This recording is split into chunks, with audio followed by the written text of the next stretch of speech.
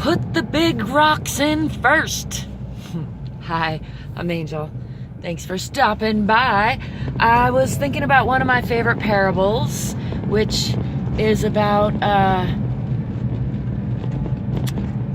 a teacher who's teaching his class and puts a jar on the table and fills it with rocks, and then says,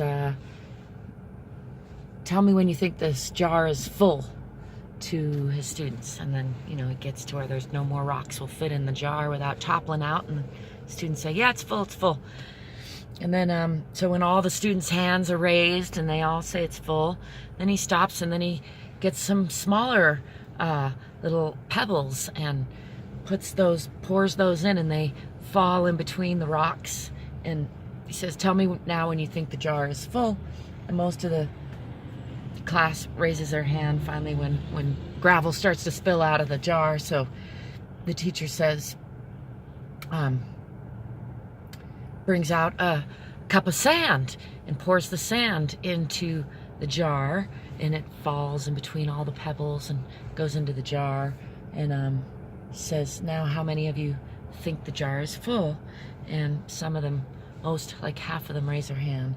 And then he brings out a cup of water and pours a cup of water into the jar.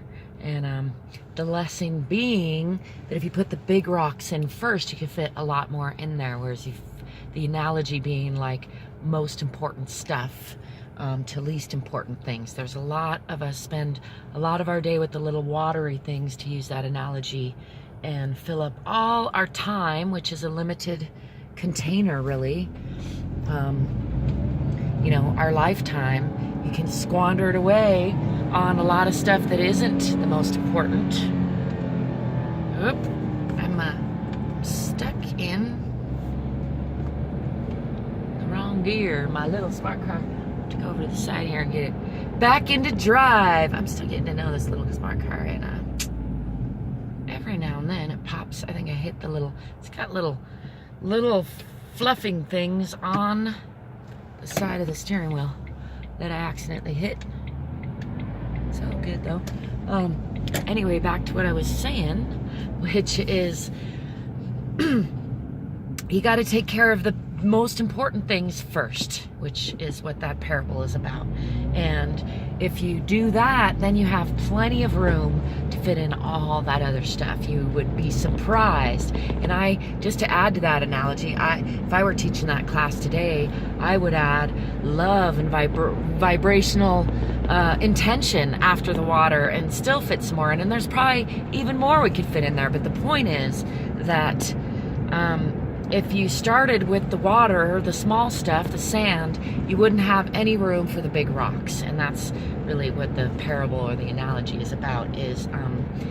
Whereas like this morning, I got up, I went for my walk, I did my 15 minutes of meditation, I took my shower, I did my mantras, and then now everything else that happens is bonus. Of course, now I'm gonna go, I had lunch with my son, now I'm gonna go make some money, then I go to band practice, have it all.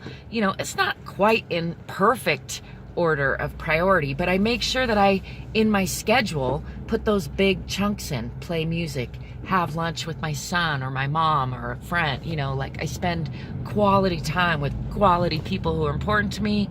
I give my body some time. I give my mindset some time. I give my financial goals some time.